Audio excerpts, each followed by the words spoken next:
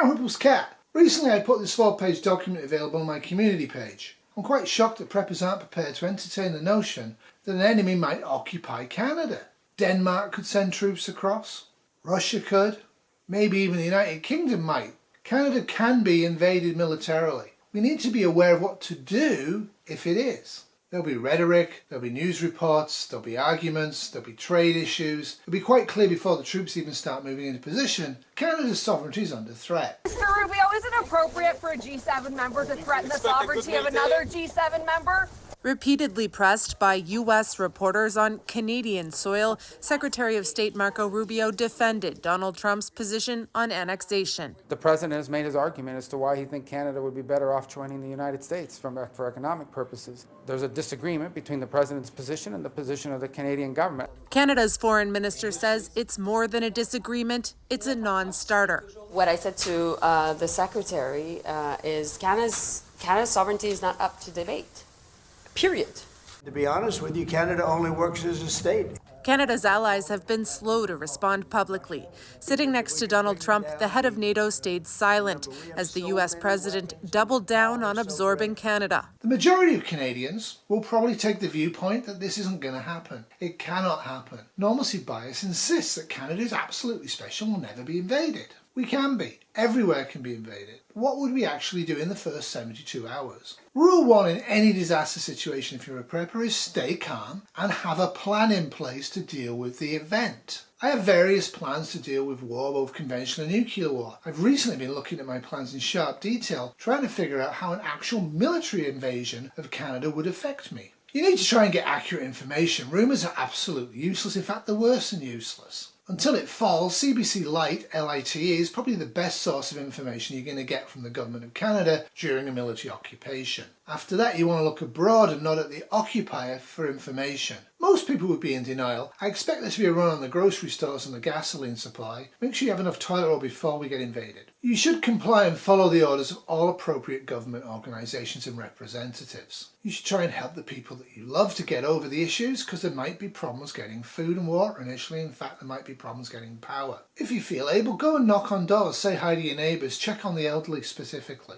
If you can, volunteer now, provide support. Use your knowledge and skills and your preps to help others. Most of all, provide psychological support. Don't get caught up in the frenzy, don't get caught up in depression. It is what it is, we're going to deal with it. If you're not as fortunate as me and you have paid work, you need to go to work and you need to think very carefully about the work. A military occupation, how can you disable where you work without getting caught and shot? That's the question all loyal Canadians will immediately start asking. That and who isn't loyal? But in the here and now, function. Keep things working as far as you can. If you have weapons and ammo, and if you have a lot of camping gear, if you have a lot of food supply, etc., get it out of your home, get it out of your garage, hide it. Make sure nobody can grass you up to the military occupation, because you could lose everything. Now, a special word on weaponry. If you have gun cabinets, and you should have a gun cabinet, make sure it's empty. It's empty because the OPP showed up, mate, and they took it all. Do not admit to having weaponry or ammunition. It paints a big target on your head. Make sure if you can provide verbal evidence that the Canadian government, as it was collapsing, sent representatives to you to take your guns and ammo. If you're going to go to the stores, and frankly, during an invasion I wouldn't, you're going to have to buy stuff that's going to last a long time. You're not looking for comfort foods or simple foods that you can easily eat. You want long-term things. Think rice, think pasta, think porridge, think flour, dried beans. Make sure you know how to cook all of this stuff as well. And like I said, don't be seen buying it. Don't be seen putting it in your house.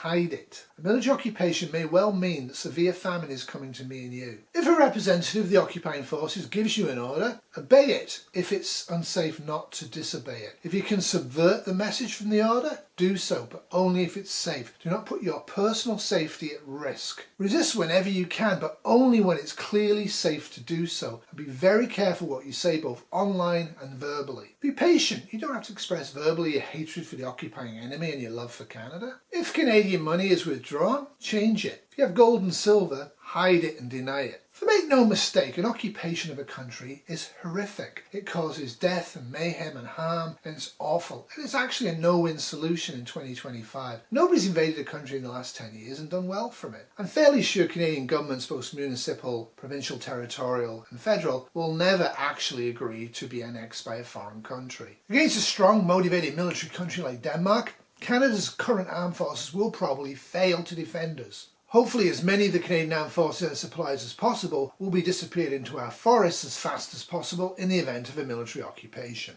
So how can you resist military occupation? If possible, evacuate from the military occupied area to the Canadian side, if possible. Wherever possible, keep obeying the laws of Canada.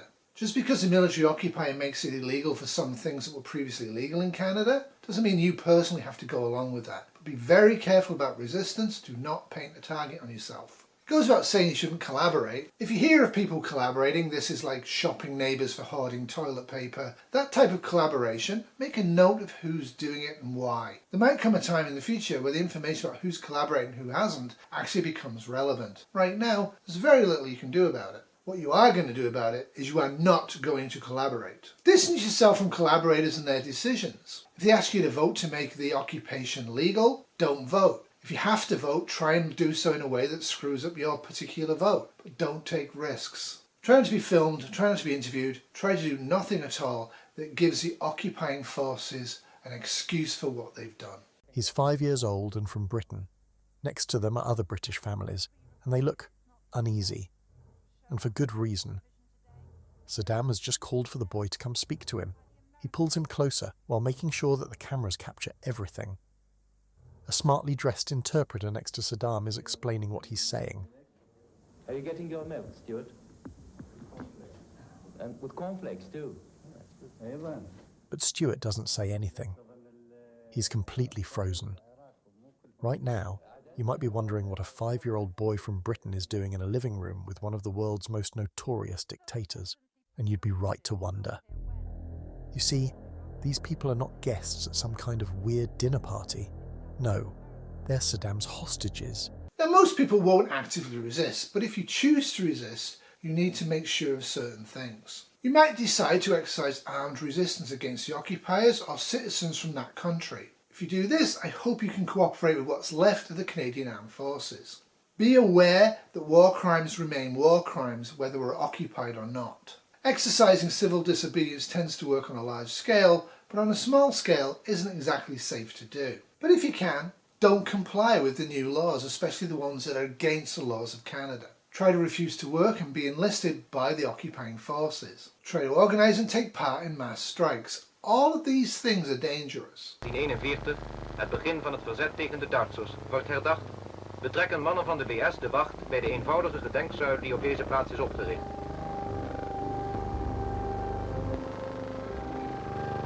Even Oudeplein een plechtige stilte ter herdenking van hen die als slachtoffer vielen en van de velen die later zijn gedood of weggevoerd.